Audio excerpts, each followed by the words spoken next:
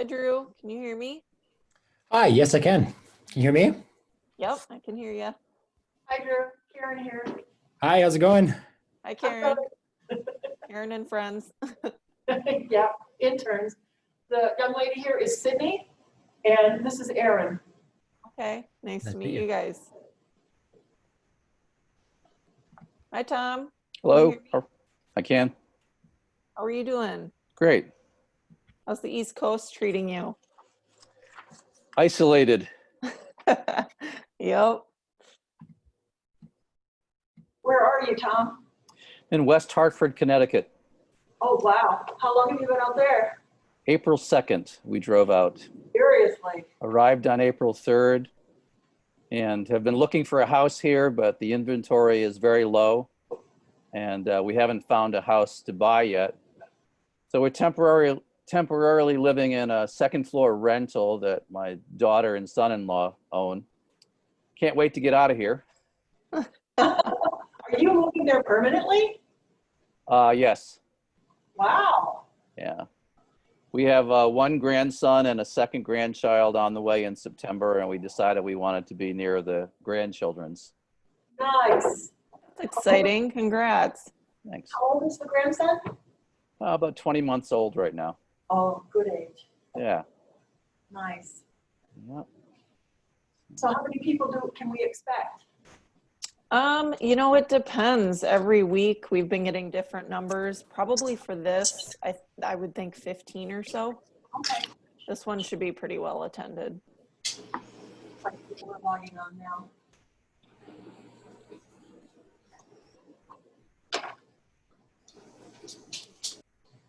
And I won't be staying on the whole time. So I'll have to make one of you the host and then I'll head out. Reed. Are we able to share screen? Yeah. Actually, Tom, if you want me to make you the host, you'll be able to share your screen. Suppose I can do that. Hi, I've never Tricia. hosted one before, so I don't know. Oh, Hi, Maddie. Hi, Tom. Hi. Hey, Tricia.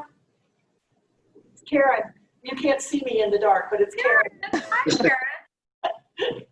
I'm afraid we don't have very good lighting in this room. Well, you look great. Good comeback. So Tricia, are you using a virtual background? Yes. I always love what it does to people's hair. Yeah.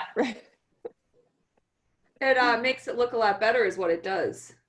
Gives you volume, you know? Yes. Yes. And thanks, Tom. I have one of our contractors' lights. Thanks for the tip.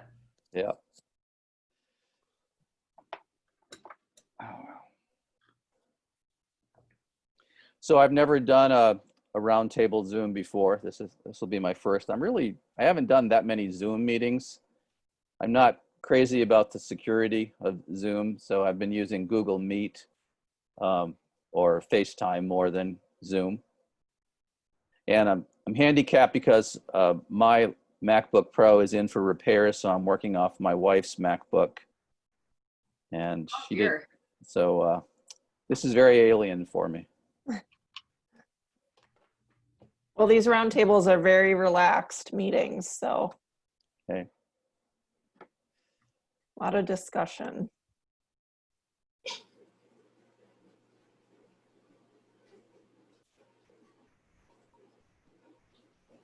Reed, what company are you with? Hardwood specialty products. Oh, that's right. Okay. So we do wood veneers, laminates, that type of thing. Sure. Yeah. You know, as I was preparing for this, I was wondering what was happening with the Pillar Awards this year for associate members. I had heard that some things may be changing. I hadn't heard. Not that I know of. I guess I'd have to find out from the CotY committee. Okay. Kent, maybe you remember something? I don't remember anything really changing. Yep, am I on here now? Okay. Yep. Okay. No, nothing has changed as of yet. And we don't anticipate any changes Okay. from last year at all. So. Okay.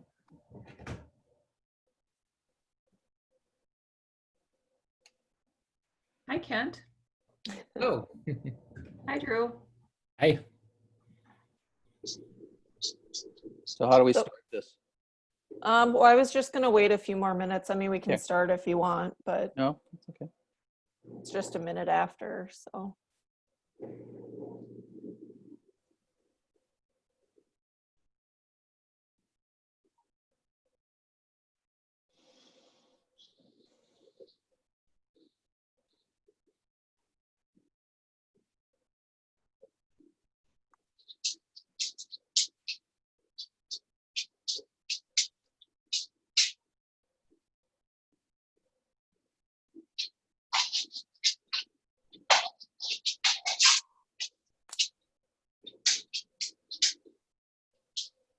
I was out driving with our 15-year-old yesterday and we drove by our insurance agent. Funny. Oh. Interesting. She has her permit. So my face looked a lot like this. Wait, how do I look scared? And I looked at our insurance agent like this. Yeah, I how think much it is was the that? How much does that crossed cost to fingers. insure a 15-year-old or 16-year-old driver? What is Nothing, that? nothing yet. Nothing yet. Not till they're licensed, I So guess. I don't know. Still figuring that out. I have a 33-year-old daughter who lives in Manhattan, lives in the East Village in New York. And her idea was, since I'm planning to buy a new vehicle, that she would just take my old vehicle and keep it in New York so she doesn't have to take the subways. And I said, well, where are you going to park it? Well, I'm going to park it on the street. And I said, that sounds interesting. And I said, well, what are you going to do for insurance? Well, I don't need insurance because you have insurance. Oh. I said, yeah, but you know, you're not a driver on my, well, you're letting me borrow it. So millennials have things all figured out. So Yeah. I said, no, I'm not going to be doing that. If only we would listen to how they do things, right? That's funny. Yeah, owning a car in New York City is not cheap at all. Yeah, so she's figured, well, if she actually owned it and registered in New York and insured it, that would be very expensive. But if she just borrows dad's old car, Yeah. that would be fine. It's like, you're 33, come on. Yeah, but if you park it on the street in New York City, you got to move it at least 2 or 3 times a week. Yeah, you do. Garbage and street sweeping and stuff. So it's a, yeah. It's- I drove there to pick her up last Thursday, and driving into the city and trying to find a place to park and waiting for her to come down from her 5th floor walk up. Oh, That was enough for me. yeah. Oh my gosh. So what were things like in New York? Well, the traffic was much easier. I used to work in New York, so my office is across the street from the Empire State Building. So a lot less traffic now than I remember then. sure. But Well, let's go ahead and get started, guys. I don't think, maybe we'll have a couple more people come on, but so today's discussion is going to be led by Tom and Drew, and I was going to do some introductions, but I think everyone on this call knows each other. Tom, are you taking over the majority of the call, or Drew? I guess I don't really know between the two of you. I don't really know. I did create a 3-page document, sort of an outline to my suggestions on how to create a winning Okay. CotY entry. So Awesome. Well, why don't you go ahead and get started? I can make you the host so you can share your screen. okay. All right, let's see. There you go. Okay, thanks. Yep. Are you going to stay on or not stay on? I'll stay on for a little bit, but Good, then I 'cause gotta go. I've never done this before. Mhm. So my understanding is that we're supposed to talk about how to submit a CotY entry. I imagine all of you have done that before. So I would start by asking if anyone has any questions.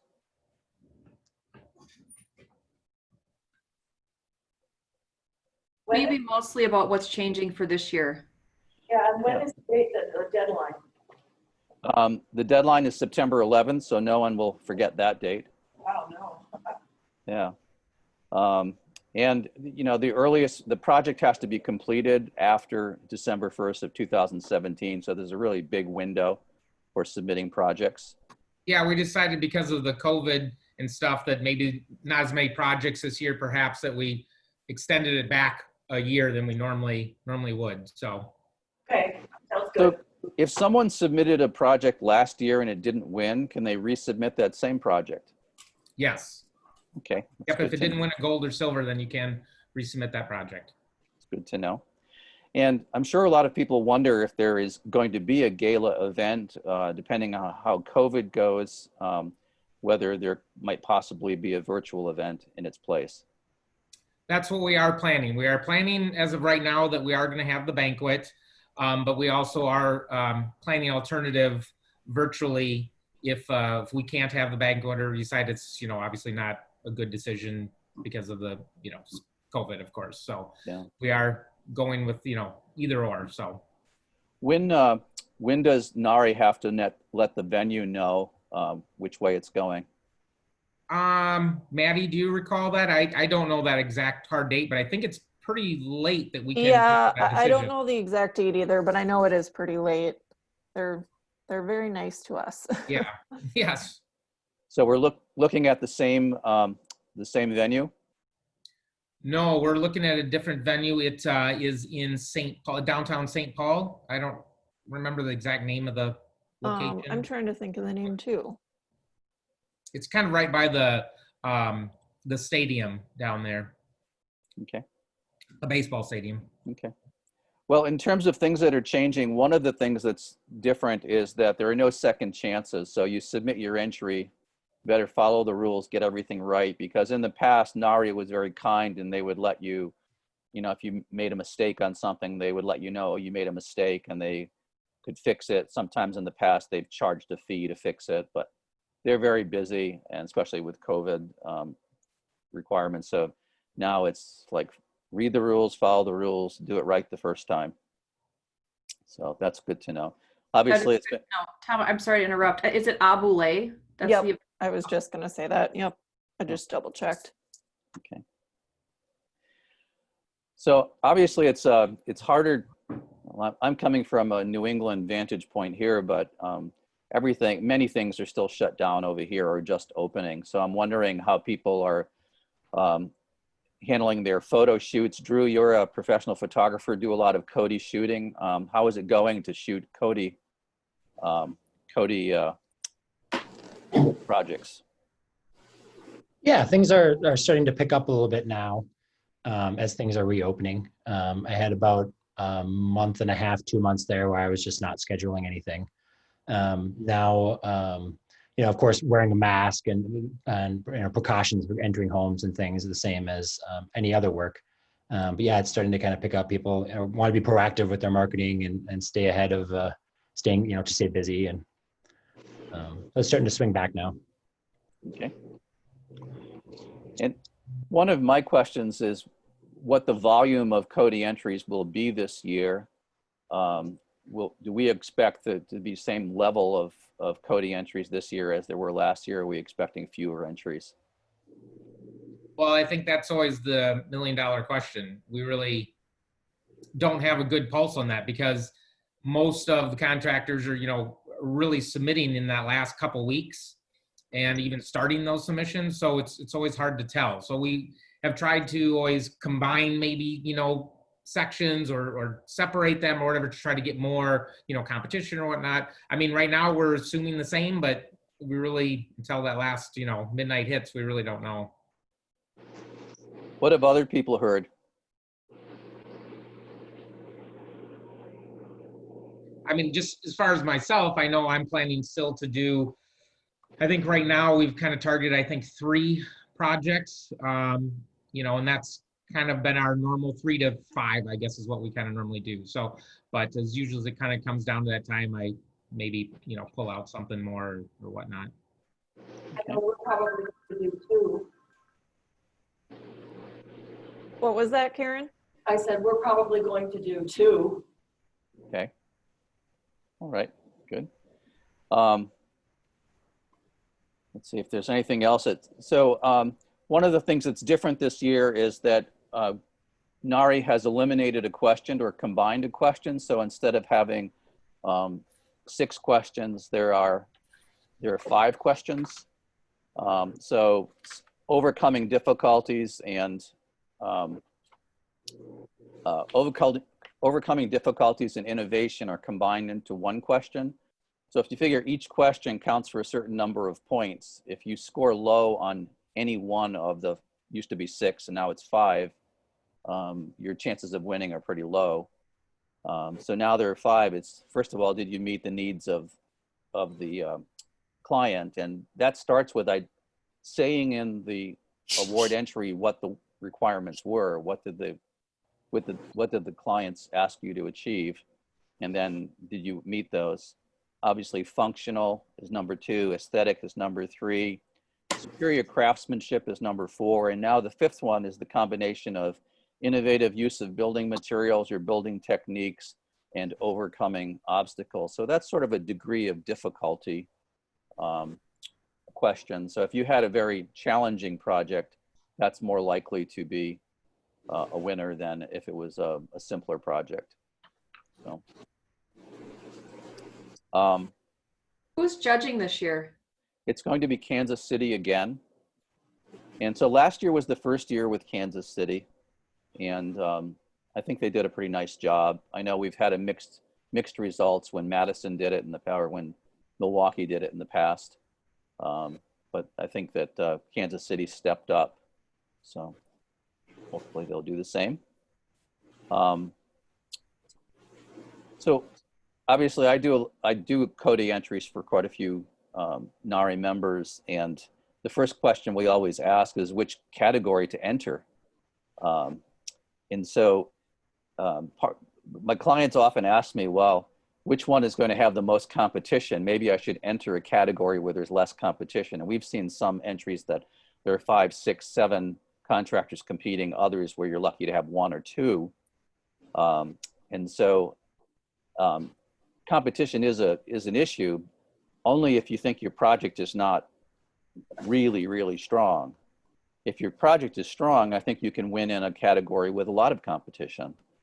And frankly, any win is a win. So if you want to be able to say, I'm an award-winning contractor, if you win a CotY, you can say that. If you don't, you know, you're not going to get it from that. But I think what's more important, though, is to win in the category where you want to be known.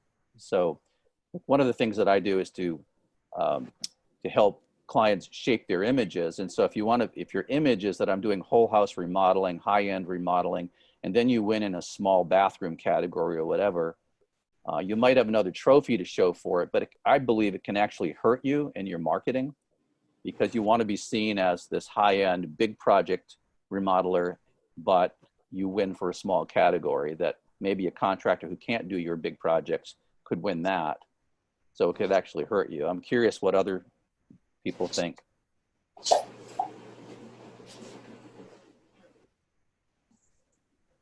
Anyone? That's a great perspective, and that makes a lot of sense, Tom. Okay.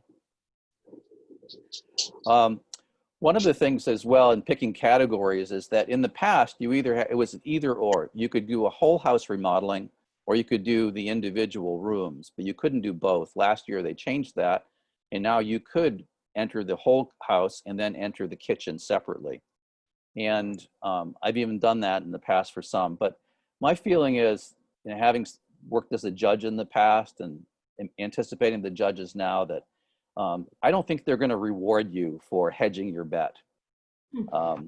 I think that, so I think you could win in one or the other. So you might win for the kitchen or win for the whole house, but I don't think you're going to win for both. I've never had an experience where one of my clients won the whole house category and won a narrow category. So if you can hedge your bet, but I would say to manage your expectations, don't expect to win for both. And it's a little bit like, you know, if you're a prosecutor and you might charge somebody with a higher crime or lesser crime, at least you can fall back. If you don't get them on the first-degree murder, you might get them on the third-degree murder or something, you know, that sort of thing. And I think it's the same thing with CotYs, that you can aim high and also include the smaller project, but just don't expect to win both, my opinion. Anybody else have any thoughts on that?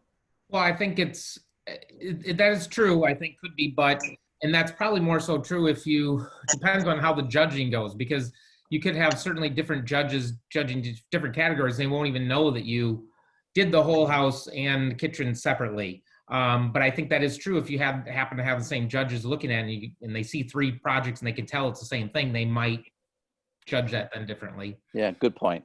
Good point. And I don't know if there is any rhyme or reason on how they pair up projects with individual judges. Do you know? Well, I know we try to, here when we judge others, to kind of maybe break it out if someone's an exterior contractor to maybe judge on those exterior projects, or if you're a kitchen designer to do the kitchen specifically. So I know we try to do that. Obviously, I can't speak for Kansas City. Okay. That's a good thing. So once you've picked your categories and you're trying to pick your individual projects, sort of my first, probably most important advice of all, and Drew could speak to this better than I can actually, is to don't shoot first and ask questions later. You need to ask the questions first. So go back to the 5 questions that you will have to answer for a CotY award and sit down and bullet point your answers to those questions. And if you sit down, you look at that piece of paper and you're really weak on some of the 5, think harder to think, what am I forgetting? In my case, obviously, because I'm not doing the projects, I need to talk to a lot of people. I need to talk to the project manager, the lead carpenter, the designer, the clients, to make sure that I'm not missing anything. So there's an investment of time in the front end to see if you have a strong entry. And so if you have a strong entry and then you hire somebody like Drew to shoot it, and you direct Drew to shoot it in such, or any photographer to shoot it in such a way that the photos tell the story, then you end up with a really strong entry. If you go out and you just have a real estate photographer or a good photographer just shoot the project, but you haven't created those photos to illustrate the points in your answering the 5 questions, you end up with beautiful photos, but they're weak in terms of judging. So, back when I was a national magazine editor, we did a lot of photo shoots with professional photographers and stylists and all of that. And we would always script every photo shoot. So that's really what you're doing with your CotY, your CotY entry and your CotY photography. First, you're scripting it so that you answer the 5 questions. And so the way a photographer will do this is the photographer you'll script it in such a way that the photographer will zoom in on some detail. You might use selective focus on something else to create an emphasis. You might use lighting to create an emphasis. But in the end, I sort of write the captions before I have a photographer shoot the photos. So it's a wonderful aid for a photographer to say, I'm going to use my artistic judgment for cropping and lighting and all of that, but I know the information that I'm trying to capture. So Drew, maybe you could talk to photography now. Certainly. Yeah. I mean, I think there's a difference between a good photo and kind of the right photo to illustrate, a point. So there's lots of, in any given project, there's lots of good photos that could be taken. But with CotY, you're kind of, you want to share the story in a specific narrative. And so, if you just go and photograph lots of good photos, and then you're trying to figure out your points, you may have points that you're trying to make or details that you're trying to show the difficulties or whatnot that aren't supported in the photographs. Ideally, you want the photographs to support, the other way around. You want me to go over more of the photography tips and stuff now? Yeah, or? Yeah. Why don't you do that? Sure. So yeah, I mean, be kind of intentional, be proactive, figure out a plan first instead of winging it and then trying to work with what you have.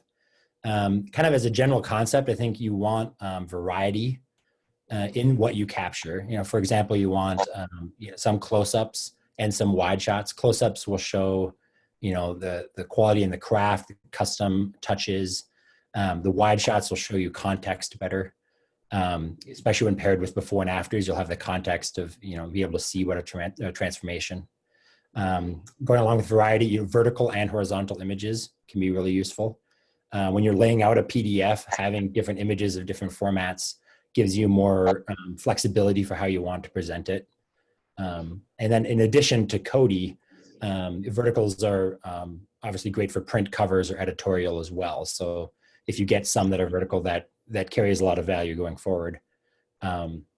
If your photographer has enough resolution, you can crop horizontal images into verticals as well if you have enough resolution.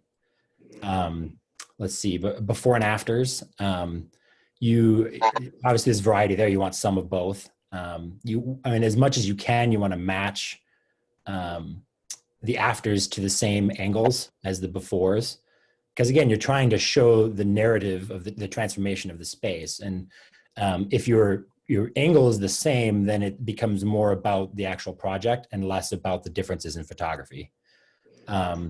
It's good in your PDF, to put those together. I mean, obviously the whole point of before and after is to have the contrast between the two.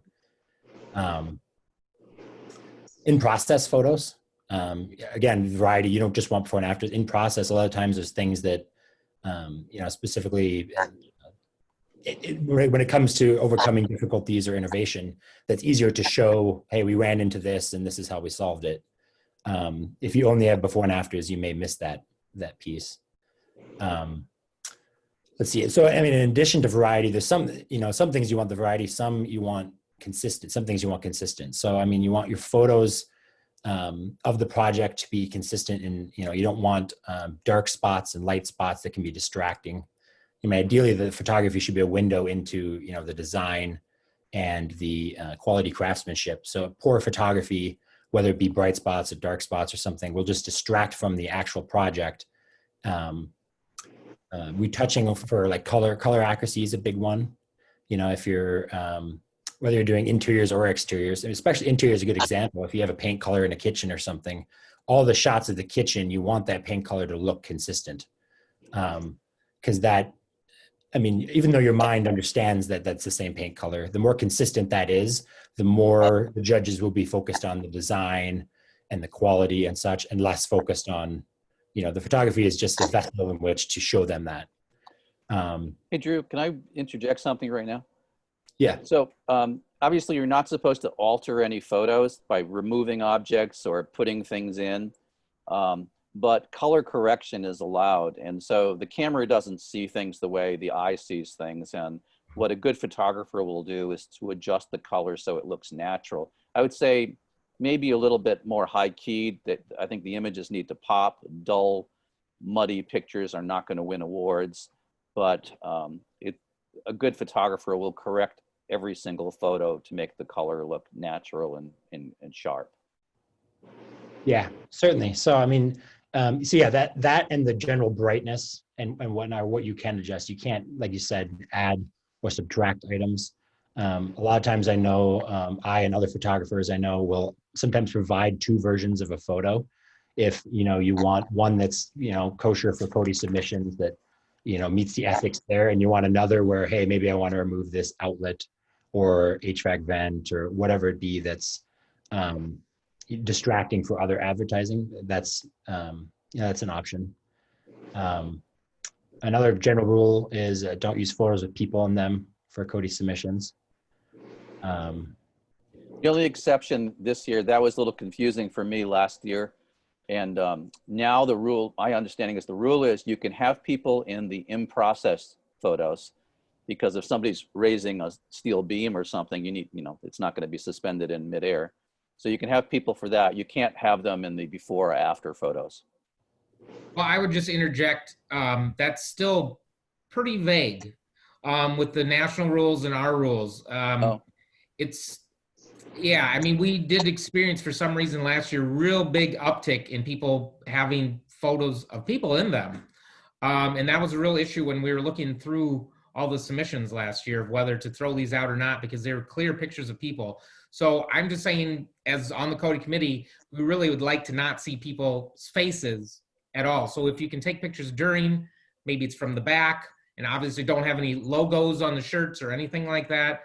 And if they're afters, again, not showing faces that we can see who they are, or that maybe we could identify them. So the thinking behind no people is that, first of all, you don't want to identify quality cut in a photo. But secondly, there's a matter of photo releases, and did that individual give you permission because these photos are used in national magazines and so forth. So you don't want to have a publisher doesn't want to end up with a photo that he doesn't have the legal rights to use because you didn't get an individual photo release from the person in the photo. So, Well, and also I think the thought is that sometimes photos can really be enhanced with people in them, you know, of like this kitchen's being used by people, but we're really trying to focus on the kitchen and not its photo beauty of people in it using it and stuff. So I think that's also part of it, that why that rule is, you know, is there. So, but I know there's still kind of little ambiguity in my opinion anyway, at least as far as the rules saying, yeah, you can use people, but you can't identify them. And, you know, so I wish it would just clearly say no people, nothing at all, but Nationals hasn't quite done that. So, yeah. Okay. Good to know. Definitely something to consider, it sounds like, yeah. yeah. So, Anything else, Drew? Any questions about photography? I would be interested to hear more about how you tell a story with the photography from a marketing perspective. Like, for example, because I'm learning marketing, and so, for example, when you mention craftsmanship, so if craftsmanship is a part of your marketing, then you would want to take pictures of the craftsmanship. Is that an example of how you would take a picture to the story, or Tom, how you describe that you would write the caption first? Well, you're meeting people, so you go back. I always go back to the 5 questions. So meeting needs, and so I think context helps the judges.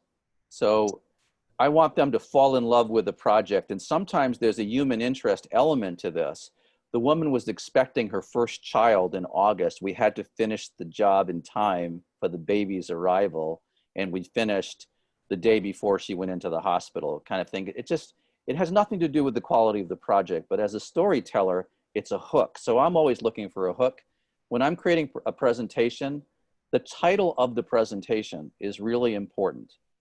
So, you know, I might use extreme makeover as a title or something. What I try to do is set context, set expectations. Where am I taking you with this project? And so you figure out what is emblematic of this project, what makes it so special, and think of a magazine feature article, a cover story.